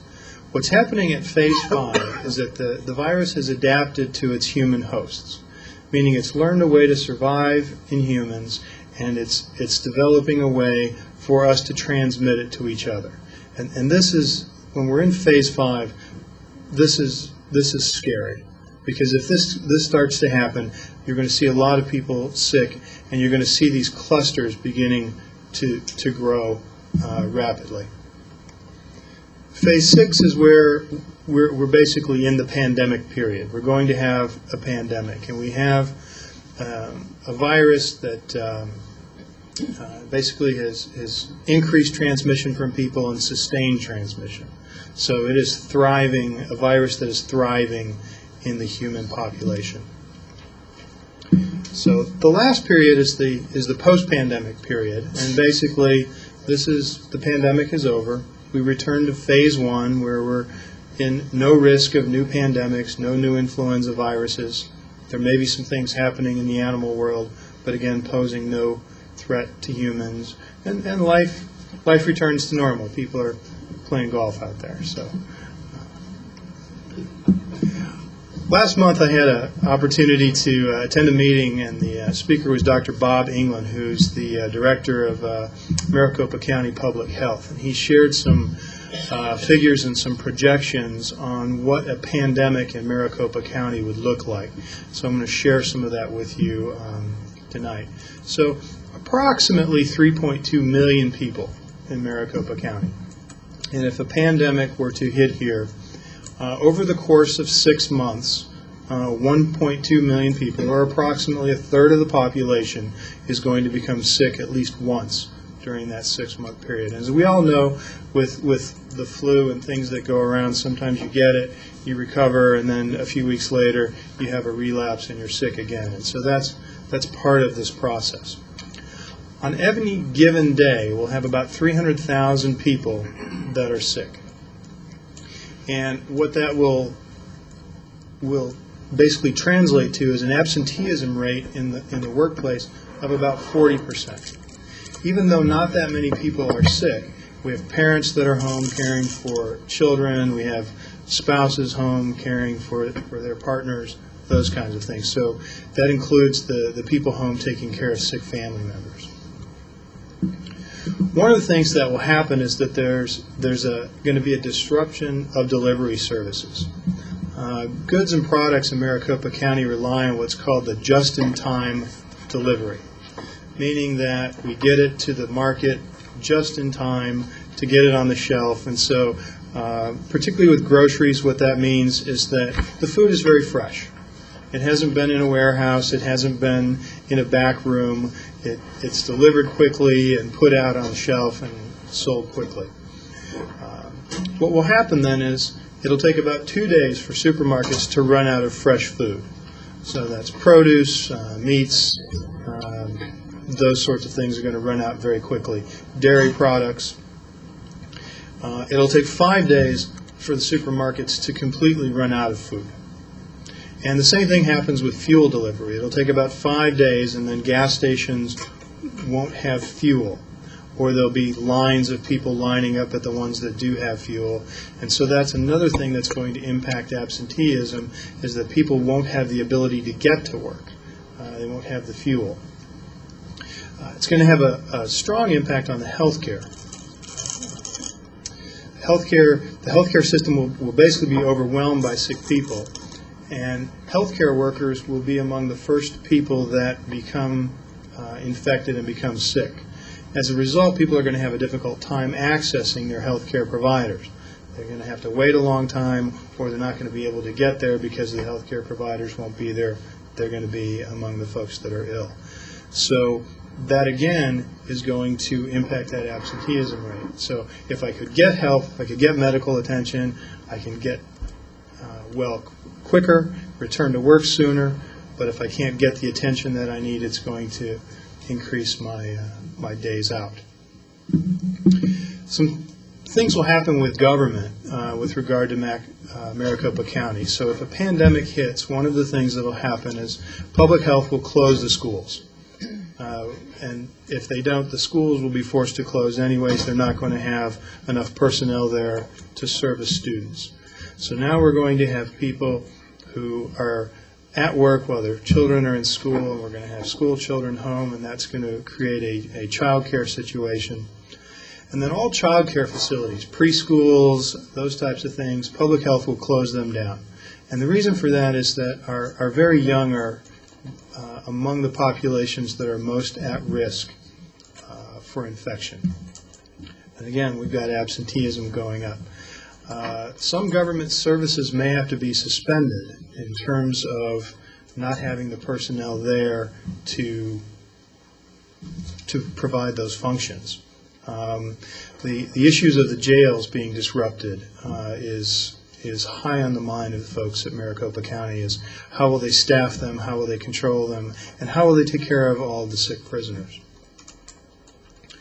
When the pandemic hits in Goodyear, we anticipate that we'll have about 40% absenteeism. So I think we're about 471 employees. Is my close there, Kay? I'm exact. Well, there we go. But what that means is, based on people being sick, having to be home taking care of family members, is we're going to have 188 employees that don't show up each day. And so that's going to impact our ability to function as a city. So based on that, we've prepared in this plan some things to do during each one of these phases, in each one of these pandemic periods that I mentioned earlier.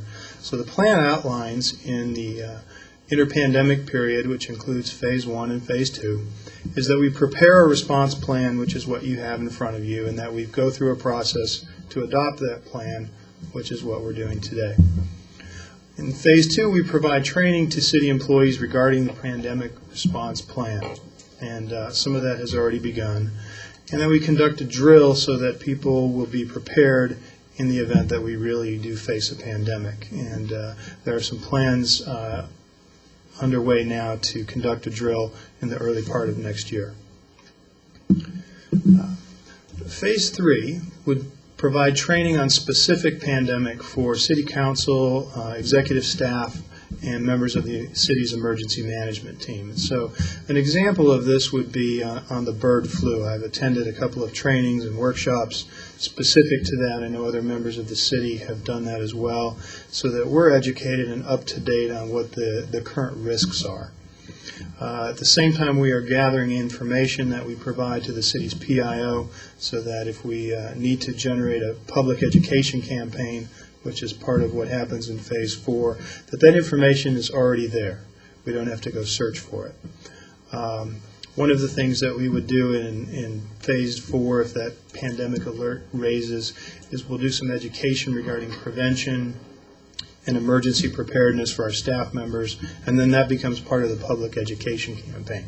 How can people prevent getting sick, and if they do get sick, are they prepared? And if the grocery stores run out of food, are we prepared?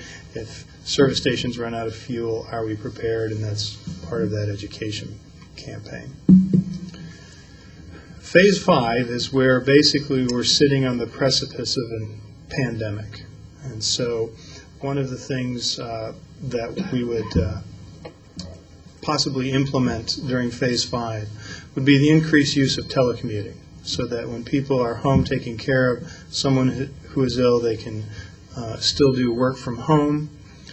At the city manager's discretion, we may need to liberalize the use of Family Medical Leave Act time. If people run out of sick time, they run out of vacation time, we don't want them to come to work because they don't have any leave time left.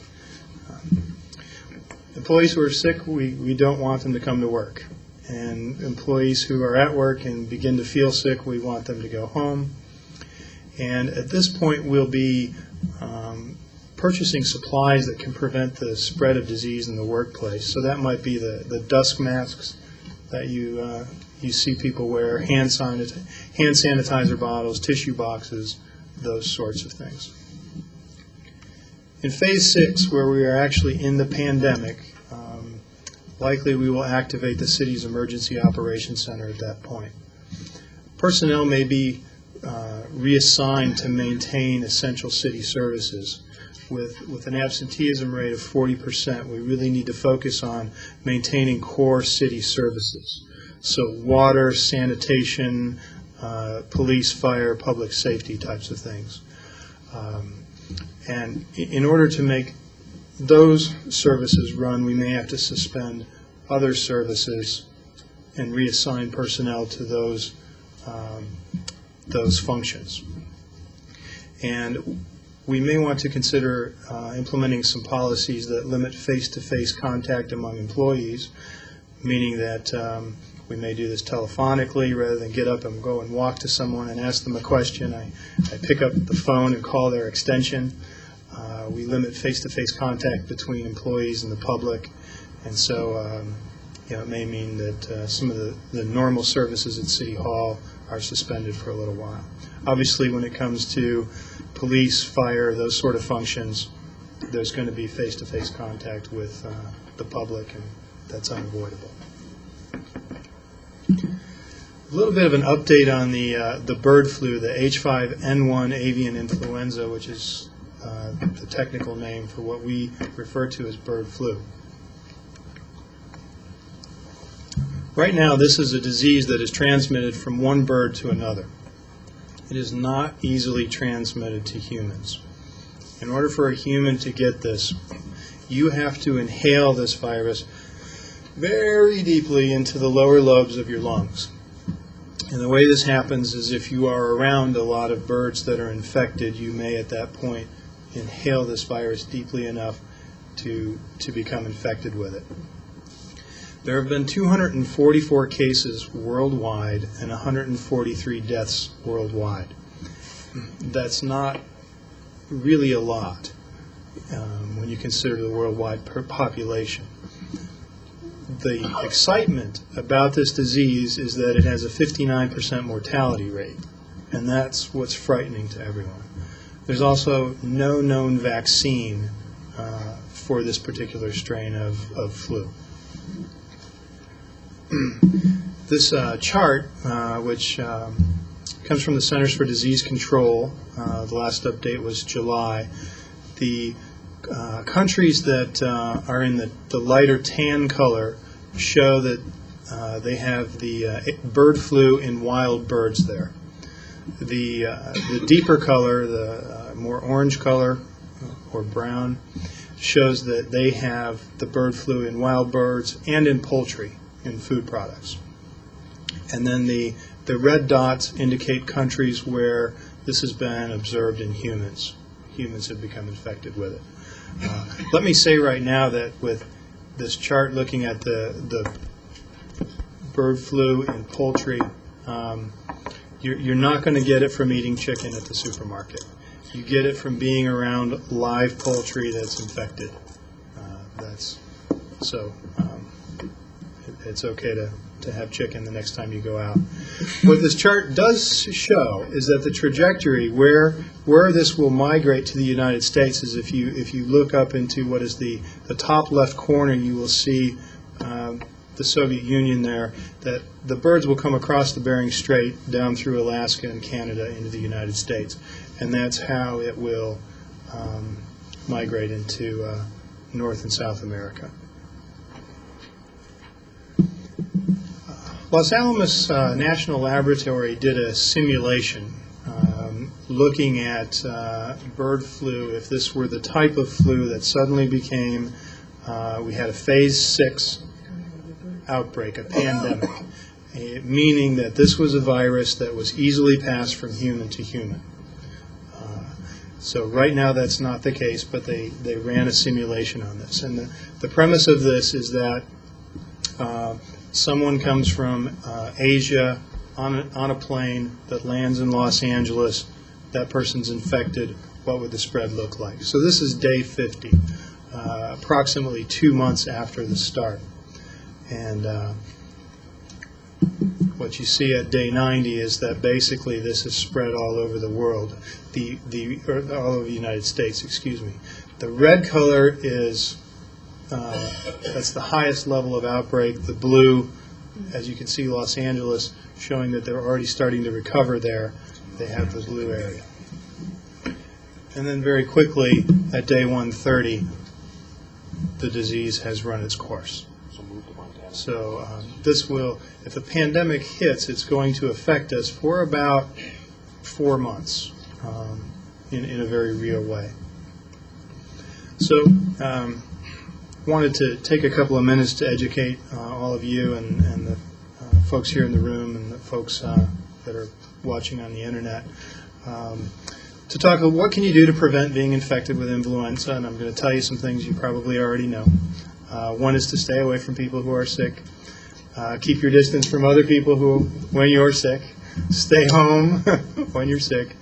Cover your mouth and your nose when you cough or you sneeze. Wash your hands a lot with soap and warm water.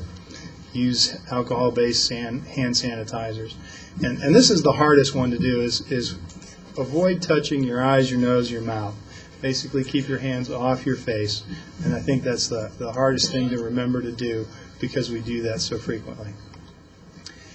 The other piece is then how do you create an emergency plan? What needs to happen? You have to have some emergency supplies, and the recommendation is that you keep them all in a large trash can, stick it in your garage that's ready to go. You have water, clothing, first aid kit, medicines, some emergency tools, keys. You may not want to keep the credit card in the can out there. Sanitation supplies, a good supply of toilet paper, any special dietary items that you need, and an extra set of eyeglasses. Critical things to have are water. It's 2 gallons per person for 5 days, a flashlight, a pair of sturdy shoes, a pair of boots, basically, that you can walk in, a battery-powered radio, and some extra batteries. It's important to have an evacuation plan if you have to suddenly leave Goodyear for some reason. Where will you go? If you're in Goodyear and a member of your family is in Phoenix and somebody else is in Flagstaff, where will you all meet? And that's why you have to have a meeting place. In a disaster or an emergency, cell phones and telephone communication quickly becomes overwhelmed. So having a meeting place where you'll all go to is important. Have a family contact person, someone that you can all call and say, I'm okay, this is where I'm at. We recommend that be someone out of state, or at least out of Phoenix Metro, that becomes the point of contact, and everyone can call there and report that they're okay. Make sure you have a plan for your pets. Pets are, at least in my family, they're members of the family, and so they're going to go where we go. And so make sure you have some pet food and things that you would need to take care of your animals. And with that, I'll entertain any questions that you might have. Yes. You know, Doctor, you certainly scared me. I mean, you depressed me, but you scared me too. I guess it's a lot of this can actually be for any kind of emergency that comes up. But in regards to this bird flu, we're starting to get, at least I already have a letter that I forwarded to our city folks from residents in my area that have complained about the amount of birds that are in the area, and I'm very concerned about whether or not they're carrying any kind of viruses, specifically in the droppings that are left all over the place. And well, is there a word on that? Or sure. What I can tell you is that birds and all animals carry lots of viruses. That's just part of nature. Currently, they don't carry any viruses that are a threat to us, and that there have been no reported cases of bird flu in the United States. If bird flu is coming our way, we're going to know about it long before it gets here. It doesn't migrate that fast. So they'll see it in Alaska, up in northern Canada first. We'll have some time to prepare and to know. So while the birds may be annoying and the droppings may be unsightly, they at this point don't really pose any health risk to humans. That's not quite true, Jeff. Yes, please. Just add into that a We got little an expert on the city council. No, I'm not an expert on this, but pigeons are appropriately called rats with wings. And we don't see it in this part of the country very often, but throughout the belt in the Midwest, these are excellent conveyors of histoplasmosis, which is a fungus infection. It's a respiratory infection that humans get, which is a very serious infection. So they are a problem, and God only knows what else they carry that we don't know about. Just a couple of comments, and I'll tell you that your presentation was good, and you covered a lot of material in a short period of time. Things that we're concerned about here throughout the world, and especially in this country, we don't transmit bird flu from human to human. We have had, obviously, you pointed out some cases of death with humans that have contacted bird flu elsewhere in the world. This is a serious issue. It's a serious issue. The way they get this, the virus is shed in birds. It's shed in their feces, and it's shed in their saliva and mucus. And then the feces gets dry, and it blows around in the dust, and this is how people contact it. The CDC is doing a lot of research on this, but one of the big concerns is contacting a human with influenza A, which is a kind we get concerned about in humans. Right. Contracts the bird virus, and that bird virus is capable of causing a mutation, a serious mutation of the genetic profile of the virus in the human. So we're going to wind up with some really serious strains of human virus, influenza A. And incidentally, there are 3 influenzas, A, B, and C. B B and C we don't worry about, B causes a cluster, C causes nothing, A is the one we're worried about with regard to the pandemic. Also, don't forget to get vaccinated. It's not 100% foolproof, but it's damn near 100% foolproof.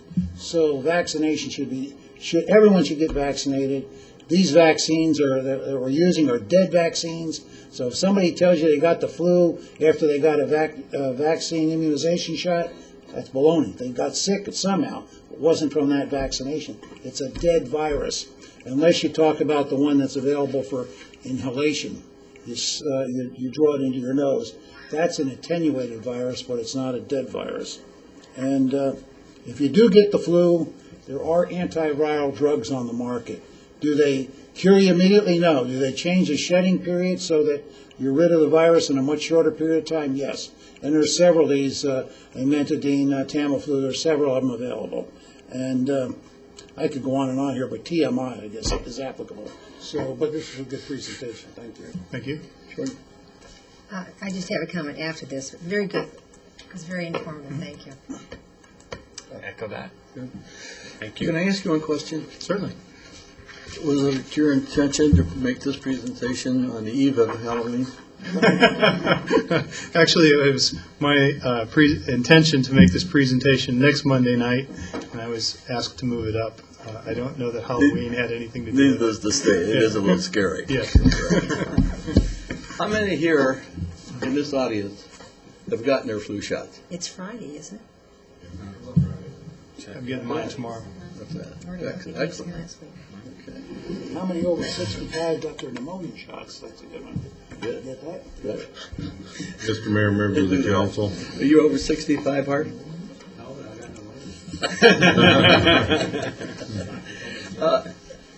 Jeff, I think it's imperative, and I don't know whether or not the type of program you discussed with us this evening has been presented to churches and schools, because I know in the religious organization that I belong to, there's a lot of handshaking done, of course, receiving communion and receiving People embrace of the as well. wine, and receiving of the wine from the cup. I think it's imperative that the church officials should be aware of what you just discussed here, and also the school. Importantly, the school. I would be very surprised if they were not. This is information that is widely available, and it is currently the hot topic in emergency management. And so all school districts have an emergency operations plan and have a person that's an emergency manager. I'd be very surprised if not an individual church, but each denomination has somebody that is looking at that and is passing on that information. Again, thank you very much on behalf of the council. Such Thank a you. professional presentation. Thank you. Thank you. Dick, I just have one thing. I'm sorry. I just have one thing. Can I correct the notes? Did not mean EMT, I meant EMS. EMS. We don't need training out in those satellite areas. We need service. Okay, thank you. Mr. Mayor, members of the council, I do want to commend Jeff on his efforts, because originally he was seeking a 2-hour session with you. So he did a wonderful job condensing it down to the salient points. And Jeff, we salute you. Any other comments to make? Do you want any of the news release or anything?